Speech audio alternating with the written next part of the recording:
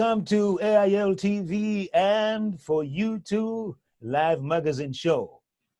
Our host, as always, Sonja Kamara. Take it away.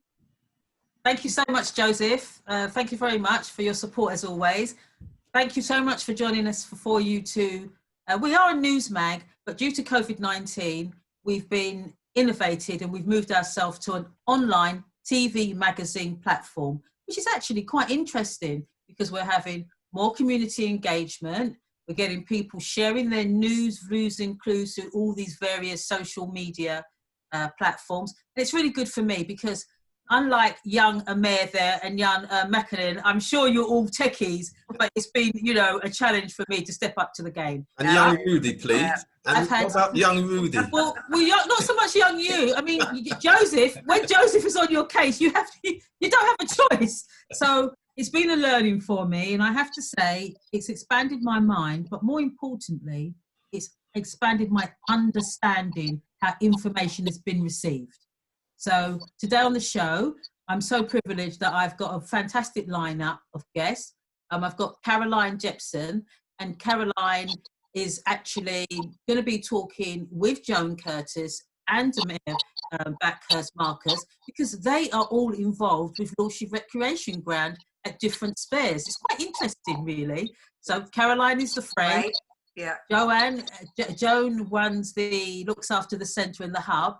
And Amir, he's going to be telling us about skate things where you can be roller skating and social distancing and also getting some good exercise in there, like aerobics. So we're going to be talking about that. We've got Rudy Page. Rudy is going to be telling us about Woodring Futures. It's a project that he started with a group of individuals operating out of the West Indian Cultural Centre, which is a centre that's been there for over 40 years, servicing the West Indian community in Haringey. Now, last year, the programme had a chance to look at the Windrush situation, which we're all familiar with. And we fortunately had a minister there, Caroline Noakes, who's no longer in post, but they were looking at what's happening around Windrush and a youth programme. And then we've got Mekanen, have I said it right? Mekanen Sankofa. He's not only an author, and he's going to be talking to us about his book, which is The Rise of Rastafari, Resistance, Redemption and Repatriation. But he's going to be talking to us about his book forum. He has a black book forum who authors get a chance to be heard, to be published and to be listened to. And he's thinking about leaving the country to better lands. Now, is this a time with COVID-19 going on? Is it a time to leave? So I want to have Mekanen talk to me about his book, because The Rise of Rastafari, Resistance, Redemption and Repatriation. Tell us about your book, why you've written this book, and what is the message, because it seems on point with what's taking place as far as Black communities are concerned. Okay, so my book here, The Rise of Rastafari, a reason why I decided to write this book myself, I've been a Rastafarian for almost 10 years now, and what I find is that people are very ignorant about their knowledge of what Rastafari is. It's often misunderstood and even misrepresented by a lot of people that call themselves Rastafari themselves. So a lot of people tend to associate Rastafari with a culture, which is defined in dreadlocks, smoking ganja, being vegetarian and listening to reggae. That's the common stereotypes of Rastafari. But I find that most people don't actually know like the core principles of Rastafari, why it started, how it started, the significance of Haile Selassie, the importance of people like Marcus Garvey. I mean, in short terms, Rastafari is a Pan-African movement that started in Jamaica in the 1930s, and it started because there was a need, and there still is today. There's a need for people of African Caribbean heritage, particularly that find ourselves in the diaspora, that was disconnected with Africa, taken from Africa, then turned into slaves in the Caribbean, for us to reconnect with our roots, our culture, our history, and to look towards going back to Africa, and to look towards deifying our own heroes and martyrs and seeking them for our redemption. Okay, so what's your response to I Can't Breathe, the Black Lives Matter campaign that's taking place now? Can we understand why it's not a case of reaching across the pond? It's the family connection that people actually felt the death of George Floyd in such brutal circumstances. Don't care, you know, you have to be in, you can't be a human being and not be affected by what we saw. Don't matter what anybody says. You know, you have to be from some other galaxy to not understand that pain that's caused to the community. So, Amir, as a young person, how does that make? How did you feel when you saw, you know, you saw this erupt, this story, this global story about a black man losing his life in such brutal terms by law enforcers? And we have to be clear: this is not the first, not the second, third, fourth, fifth. You know, this is something that's been going on for a really long time. But I'm interested to get a view from everybody who's with us today. I mean, I would say it's not the first time and it won't be the last. Mm-hmm. But okay, what's your thought? What did you think, Caroline? You know, somebody lived. I think that, you know, because it was so immediately accessible on social media, as you say, I don't think you could be a human being if you're not moved by it, because and the fact that people were there pleading with the policeman to get off his neck, you know, people in a very calm way. That's exactly right. I'm glad you said that. You know, this man, you know, you're killing this man, get off his neck, you know, in a very calm, not a threatening way. And I mean, I think the fact that it's out there for us all to see, you know, maybe one reason why it seems to, you know, this isn't quite the right phrase, but caught people's imagination. You know what I mean? It's not, you know, that it's really taken off. It has. And I also wouldn't want to be naive enough to think that it's just an American problem. I mean, I think, you know, obviously we are aware that, you know, we haven't got an unblemished record in Britain either. In the UK. Yeah. I mean, I've done a lot of work in equality institutional wise, and I can tell you there are individuals who are fundamentally opposed to equality, and it goes in very different areas. It could be gender, it could be sexual race, class, social status. Class. So and there are some people then, so they're actually drained of the humanity in terms of the way they treat other people. So again, we know that all the evidence is there. So we can't be too surprised and naive. Not getting involved in. But I wanted to ask Amir, as a young person. Bad things, you know. Amir, so can I just ask Amir, as a young person, Amir, what was your thoughts on this? Because, you know, we recognise the prison population. This is from the David Lammy Review, 2017. We all know the figures, or think we know the figures, but when we break it down, we actually see the multitude of the problem. So, prison population, this is 2007, that it represents, BAME, the community, represents only 14% of the whole population, but is made up of 25% of the prison population. And why I've mentioned that is one of the things that David Lammy says, and David Lammy is the MP for Tottenham, and he says the justice system is biased against certain groups of people. And I'm just wondering, we know about the Windrush, we know about deaths in custody, we know about no justice, we know about all these things, but it is about the justice system. But Amir, what's your thoughts? No, we don't need to look at the justice system. We need to look at ourselves. I think something that Joseph said is that our big problem is that we don't have our own economy. We rely on the economy of the people that oppress us, and we always have. You can look back in our history as far as it goes, as far as we know it goes, and all we do once we're faced with injustice is we march, we protest, and we fight. And that doesn't get us anywhere. It's never ever got us anywhere. And I think that the generation that will figure out is mine, and we will be the ones who push forward and bring action.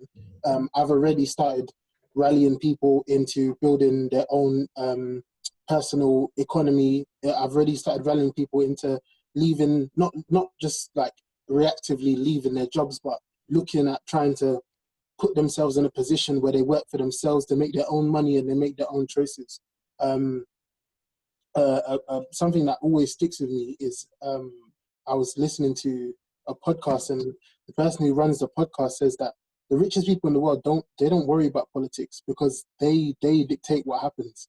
And our problem is that we want to dictate what happens. Like, for example, we talk about Windrush. We want to dictate what happens. We want help. We want someone to have an open hand. But what we're asking for is the people who have oppressed us and have put us in these positions to help us. And that doesn't even make any sense. I mean, it's much more complex than that. Serious. 100%. I'm not. Okay. Yeah. 1 second. Let me finish what I'm saying. No. You finish. Of course. Yeah. Young person has the platform. I'm not even closely saying that it's simple. I understand it's a far more complex thing that I understand.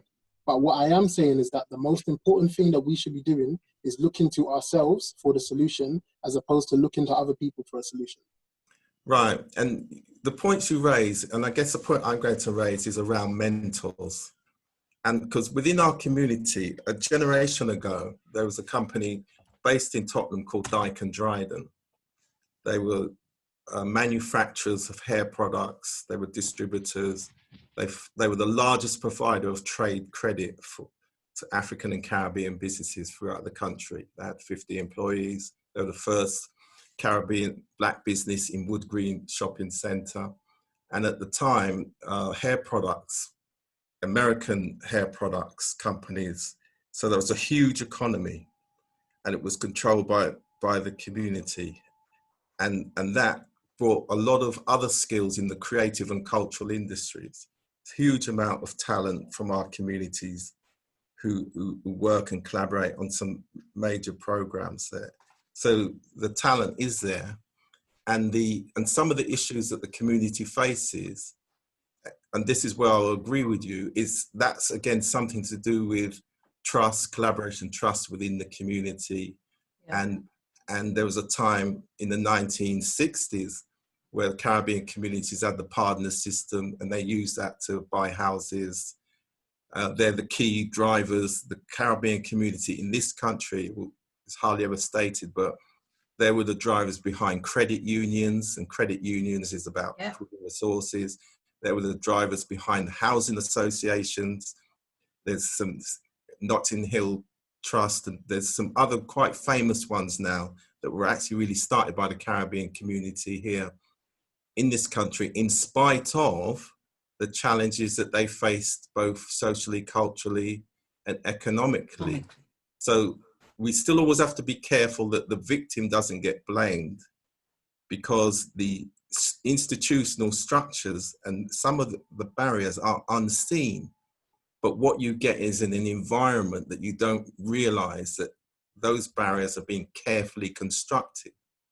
So when we see inequality in our local neighborhoods, and when you see people not being able to access jobs and skills and training, it's not necessarily about those individuals. It's about vested interests, conventional way of doing things, and people, going back to my earlier point, fundamentally opposed to diversity, inclusion, widening participation within their particular area. So I just state that we have to be careful. Otherwise, it allows people then to say, well, right, you see that particular group of people, there's no point, because look, they haven't done anything. So again, it's almost like you've got your knee on their neck, then you're saying, well, why don't you get up? But move the knee from the community's neck, then it will stand up and pursue its aspirations like everybody else. Yeah, but there's a lot of people who don't. That's my point. That's all. Okay, but there's a lot of people who don't. Who have in society, from all backgrounds, you can go into, and I know because I've worked right across this country in all regions. You can go to any region in this country and see the different makeup of people, and see good, bad, lazy, and whatever. Yes, all types. Right, trust me. I've been there. I've worked on the housing estates. I've sat down, so I know. But I think what does Sankofa think about? No, sorry, go on, Joe. No, truly, I think what Rudy's saying there is true. It's actually the mind of the man. You've got good and bad in everybody. We have to just be totally honest about that. We understand there's challenges with the system, whether it be police, unemployment. We understand that, but we can't ignore the fact, right, Rudy? You've got population groups regardless to everything, that have not progressed for all sorts of reasons. And we would have to ask the question, why not? You know, because the barriers, I'm not saying that these problems don't exist in other communities. Of course they do. But we have to, the question I would ask, and I always ask, why is it persistent in certain communities? That's what I would ask, especially when every year you've been told, we spent 3 million on knife and, I'm going to give it knife and gun crime, but actually the numbers are no different. So my question is, okay, I'm not saying don't spend 3 million, but is that the wise way that you're spending your money? Well, I was going to say, but we also know that money doesn't necessarily mean service delivery. Okay. To reduce inequality. Okay. It might be money allocated to the local institutions or structures to maintain them. Mm-hmm. Joan, go on, Joan, you had a point there. Go ahead. Yeah, I mean, I just wanted to say that when we set up the hub, yes, it's like you're saying, it's a business. It's got to make money to exist. Yeah. But our main aim is not business. Our main aim is to empower people, whoever they are. And that's what's really important, to be able to say to people, yeah, there are councillors, yes, there are MPs, but actually you have the power to change things. People themselves, if they get together, if they're unified, if they have a passion and they have an idea and they meet and they talk and they can make things happen. And that's the same for everybody. And that's what we are at the hub. I'm getting emotional now because unity is something that makes me emotional. But it's okay. That's what we hope to be. That's why we're a hub. We want to be a driving force. We want to bring the community in and show them by example that you can make the difference that you want the world to be. You can be part of that. You don't have to depend on, you know, the institutions, the people so-called in power that are not always going to be open or understanding to what people's real lives are like. So that's what we're about. We've always been about that, about all people taking control and being to learn that they've got skills. They can make coffee. They can learn how to be a barista. You can learn how to do publicity. You can learn how to make an event happen. You can be helped. You can be supported, mentored. And it's so important to us that we are that and not just a business that has a cafe and hires out rooms. That's kind of secondary, although it's always really difficult to marry those two things and to survive. Yeah, there's an economic reality.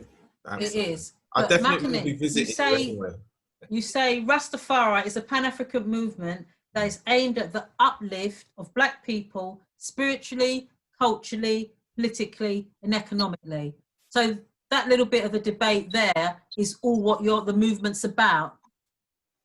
Well, yes and no. I mean, I'm going to put my input on this because I've listened to both Amir and Rudy, and I agree with points that they've both raised. So with Amir, yes, we definitely need to mobilize ourselves in the community and start doing for self, and that is effectively what Rastafari is about, Black nation building.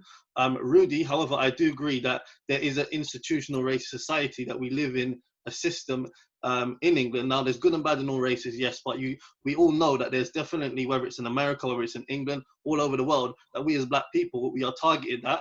Any time that Black people have got things progressive that are moving forward, whether it is the Black Wall Street in America, whether it is Wellington when they had Black politicians there and the white mob killed them, whether it's in this country, anything progressive moving for Black people, and it is stopped. We are not allowed to get into certain positions of power, and this even happens a lot in day-to-day places such as workplaces. And I could say from my own personal experience, from my parents, from their parents, etc., and it just goes back from generations to generations to this day. So it's a sense then of what do we do, thinking solution-wise now, for example, because we're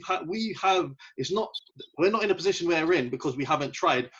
We have tried severely as Black people to change our situation, to get places, but we have been denied by the racist society and the racist institution and the racist people of England that have stopped us from getting to positions all over the Western world. And in terms of what we can possibly look at as solution now, Joseph mentioned something earlier about we don't have economic power here, and I agree. If we're such a small minority in this country, we're only about 3% of our population, and we are powerless people because we don't have control of the military, we don't control the education system. We don't control policing. We don't have black politicians in places of power like the president. And the likelihood is we never will be. So how can we be such a small minority of the population that have got no power? So we need to think about solutions. My personally, as a Rastafarian, as a God, as a Pan-Africanist, is repatriation to Africa is a solution. I mean, we need to be somewhere where we're in a majority, in a landmass, where we can actually control things. And we also need to be in an environment which is conducive for us, whether it's for our health and our well-being. How can we be in an environment where we're living next to our enemies all the time, where we're getting them to educate us, we're getting them to police us all the time? Things like George Floyd is not the first, and it will not be the last. So we need to, even for our well-being, being somewhere where we're just in the majority, and we actually have places of power. And even for like a young child growing up and young people growing up, we need to have heroes or people to look up to. We need to be able to. They need to be able to see a black president. They need to be able to say black people in the military, black people running education. They need role models to look up to. Yeah, but well, can I just say? I just want to say something just very quick, very, very, very important. One thing that we forget, our community is disintegrating. We no longer have something we call a community together. Sankofa, let me tell you something. The black population here in the UK, their big spend is 11 billion pounds a year. Now, where is that 11 billion pounds from the black community go? We should be retaining that within ourselves. So this is what we really need to start working on, the community. But we know that we. But that's what I said. That's what I said. The mind needs to change, like the mindset of our people. Correct. I completely agree with you. What we're spending the money on, but then we need to be thinking differently, for example. So we need to have a different mind of doing for self. Just like Amir, you touched on earlier about what you're trying to do with wealth creation, with getting young people to set up businesses and to find money themselves. So we need to look at this. I mean, in my book, The Rise of Rastafari, it speaks about this. It speaks about us doing for self and things that we can do. I mean, in Jamaica, in Pinnacle, which was something that the Rastafari community, they set up in 1941, and that was effectively a community of African people, similar to other places like Black Wall Street, etc. But it was a place where there was thousands of black people, Rastafarians, that set themselves up, and they were self-sufficient and they were economically empowered. But what happened? That it was infiltrated by the colonial government at the time. And what I'm trying to say is that when black people, when we even do for self and we have that mindset, a lot of the times, things happen. The white society comes in, or the institution comes in and stops these things from happening. Okay, yes, we can honestly say that there is a racism and prejudice, and I use the word prejudice as well, there, without a shadow of a doubt. But when we say we need to see black role models, it's not just about the colour of someone's skin, it's the mindset of the individual. Because somebody may be black or, doesn't necessarily mean that they're going to be the perfect role model. The most important thing, the thing is, it's the information, the way that people view themselves and the way that people treat other people. It's how people see you or don't see you. Because if we've got a situation where we look at George Floyd, how he lost his life, there is I don't care what colour you are, what your social background is, even if you are a hard right, racist, white supremacist, if you're trying to tell me that action by another human being on another human being hasn't stirred something in you, I would actually say you're not a human being. That would be my personal view of it. So wrong is wrong no matter where it comes from. But your point is really good. But I really am interested, you see what Amir said, because Amir's a young person on this platform, and that's what he's thinking. So it's clear that for things to change, people do need to take control of their lives, because actually that's all of our God-given right to take, no matter what. As women, we could say, as women, we feel that we've been unjust, race, gender, social class. I mean, it's an endless list. I call it the isms. There is every ism out there. Somebody's going to find a reason to exclude somebody rather than include them. But solutions is what people want. Solutions are what people are interested in. So where it comes to inequality now, what do you think about inclusion right now, Caroline? What's your views on how society can become more inclusive? Yes, I mean, you know, I am speaking for the point of view, you know, I have to put my hands up and say I'm a pretty privileged, you know, white middle class person, and you know, I haven't suffered a lot of discrimination in my life, that's for certain, apart from being a woman and a certain amount of sexism. But I think it's a constant. I think it's a constant battle. For me as a white person, I suppose I don't identify with lots of white people just because they're white. No, I think sometimes yeah, and I'm saying this with all humility. Sometimes I wonder why people would, but that's probably because I haven't suffered discrimination. You know, why people, I don't think I would think there's one white culture. So sometimes I get a bit bemused by black people talking about black culture, because I think well, surely there's lots and lots of black cultures. You know, you've got lots and lots of black cultures, as I feel we've got lots of white cultures. You know, I wouldn't necessarily feel I had something, to be perfectly honest, with a working class white person from the north of England. I might not actually feel I've got a lot. It's interesting. You're right. Go ahead. You know, so no, it's interesting what you've just said. Yeah. What Caroline is saying. Why do people group themselves? Why are people grouping themselves mainly based on, let's say, race here? Okay. Yeah. Okay, McKin. Yeah, I want to answer that. So, effectively, there are different black cultures. Yeah, there are different cultures in various races. So if you go to even say Africa, for example, Africa is divided. There's not one ethnic group. There's loads of different cultures within, and it's made up of several different countries. So just like you said, black people, there are different black and white people, and people have different cultures, etc., and different habits, and people are different.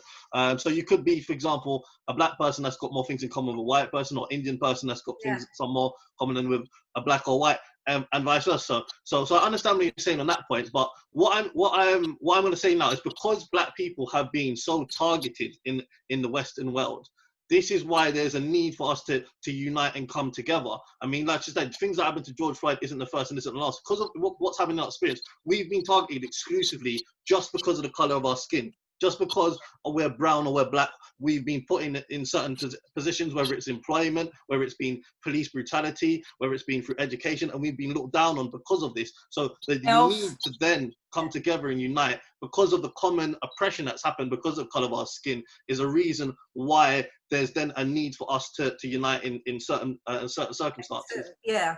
No, I totally get that. Is because, you know, obviously in order to, you know, join together and fight discrimination, which obviously operates in all sorts of levels and in all sorts of ways, you know, that gives you a unity that I don't necessarily feel, because I haven't suffered that. I don't need to identify with other white people, basically. I don't need to do that because I'm not suffering discrimination and inequality.